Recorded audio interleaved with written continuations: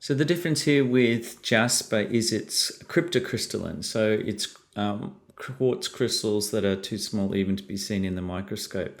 Now there's a bit of quartz contamination with the rainbowy colors, but it's the speckled, the little speckled ones. That's the cryptocrystalline quartz that's in jasper. And so that is kind of quite cool. If we're going to just go under just a little higher microscope to try and see the speckled appearance, we're not going to be able to see the quartz crystals because it's not microcrystalline, it's cryptocrystalline. So you can see there the speckledness to it, and you can still see the high order colors, the rainbowy speckledness to it on the right hand side, which is really quite cool. It's just under thin section, it's boring, it's just black and white speckling, not multicolored speckling like you see here. So it's in this way, detrital optical mineralogy is way cooler than thin section.